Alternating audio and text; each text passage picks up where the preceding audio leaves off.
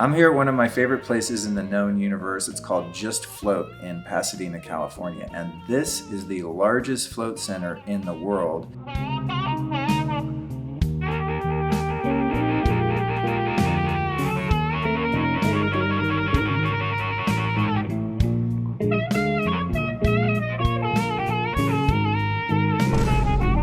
This is my personal favorite in the United States out of all the ones that I've floated in. And I probably floated in about 10 different spas in different cities around the country. And the reason this one's my favorite is because they pay such close attention to detail. Each room is your own private suite that has the float tank in the room. So you get to close the door, lock the door, take a shower, do your thing, get into your float. You have control of course, the door of your particular float tank. But what's really cool about them is they're very tall and spacious. So even I can stand up inside one of the chambers. A lot of the chambers are like a clamshell that you close yourself into, and those work and they're fine. But the problem I have with those is I kind of hit the edges a lot. I find my feet kind of bouncing into the walls, and that brings me out of the state that I'm trying to achieve, which is this really deep, profound meditation. So Just Float's very cool because they build the room, then they put the float tank room inside the room. Another thing that's great here is their rooms are absolutely silent, and in a true sensory deprivation experience, you should not be hearing anything. I don't want to hear pipes rattling, water pumping, a truck going by outside. I don't want to hear the guy next to me who's listening to some freaky meditation music. I want it to be dead quiet, like I'm in outer space, like you go crazy quiet. That's my personal preference. Another thing that's really cool here, and any quality float center in the world, is that the water is cleaned in between each use, and not only cleaned, but cleaned very well using UV and ozone. You don't want other people's funk, even in highly saturated salt water, when you get in to relax. It's just kind of a germaphobe type situation. So water's super clean. Another thing that's really critical when it comes to floating for me is that the temperature of the air inside the float chamber and the water in the float chamber has got to be maintained the whole way through.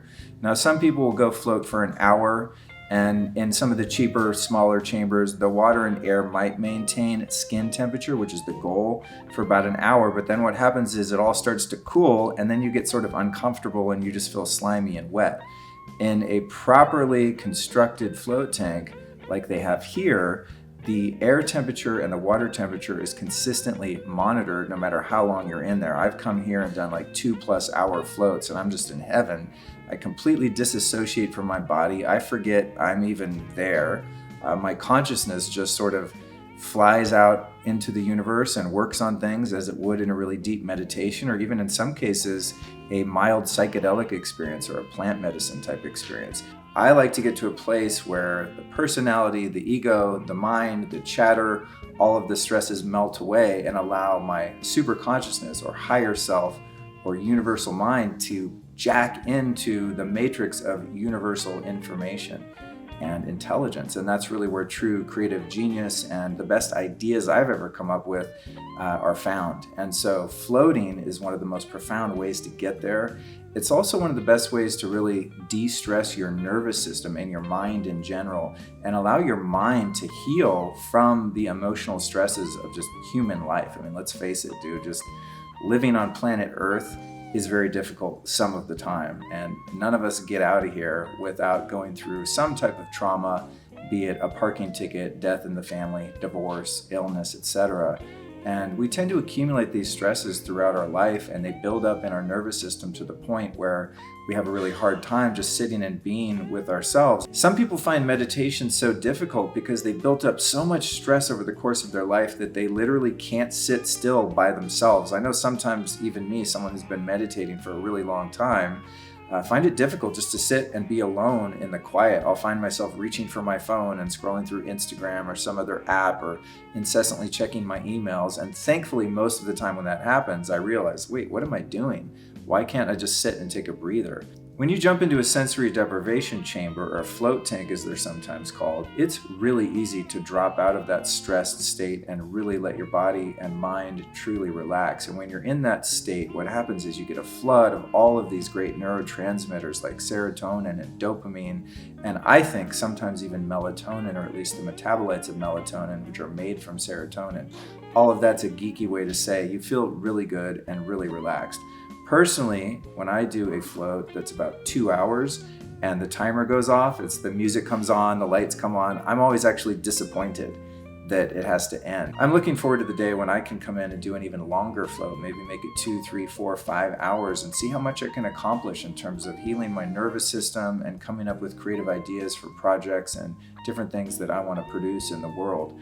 I find that my best ideas tend to come when I'm around water, whether that be in the shower, taking an ice bath, soaking in hot springs, or doing a float. There's something about water for me that facilitates creativity, not just relaxation, but when my body and mind relax, then that creativity starts to flow and I tap into those universal ideas that are floating in the ethers. And all great songwriters and poets and screenwriters and authors, all for the most part, talk about how they tap into that creative space. One of the coolest features here at Just Float, and I've not seen this anywhere else, is that they have the ability to pipe in your own playlist if you wanted to listen to something like a guided meditation. Most of the time, I like it just dead quiet. I just really don't want to hear anything. But on special occasions, I do like to come in and do, a couple hours of Joe Dispenza meditations, or listen to some Ram Dass or some binaural beats or something that's really relaxing, some ceremonial music or tribal music, and just allow myself to be taken away into another land. So that's a really cool feature that I've not seen anywhere else and that I wish more float centers would do, because the quiet's good for some, but not good for everyone all the time. Another really cool thing here when it comes to remembering ideas and inspiration that comes to you while you're floating is that Just Float has the ability to actually record your sound. Of course, it's voluntary. Don't think they're going to record you without your permission, but they can record using a microphone in the chamber. So if you have ideas like, oh my God, I thought of the name of my album or my book. I was in a journey the other day with the healer and I thought of the name of my book. It just came to me, the cover, the name, the whole layout, everything. And that happened because I happened to be at that particular time in a ceremony with assistance of some medicine, but I get those same type of downloads when I'm in a float chamber, but I can never remember it.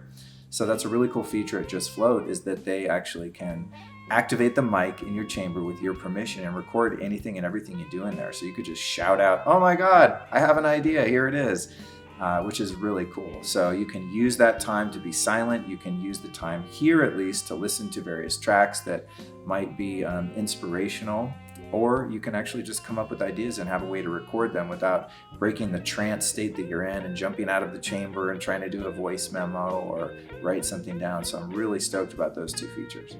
When it's all said and done, there are so many benefits to floating, and that's one of the reasons I really like to share this simple technology with the world. And as you can see, when you enter into the chamber, it gets very dark, very quiet, and you feel really comfortable. It takes a minute to sort of settle in. After you've floated a few times, it's really easy to fully relax your physical body and your mind because you're free falling really in a zero gravity simulation with 1,200 pounds of Epsom salt in the water to support you. So it's very similar to floating in the Dead Sea. Many people go to the Dead Sea just for that purpose. I'm here doing this in Pasadena at Just Float. No need to go to the Dead Sea, although I'd like to try that someday too. So that's my report on one of my favorite practices and something I really like to share with the world because it's so easy, it's accessible, it's affordable. And even if you're someone who has a really difficult time meditating, I would put money on the idea that you could take a float and after 2 or 3 sessions really get into it and find that you're able to fully relax and take advantage of all of its benefits.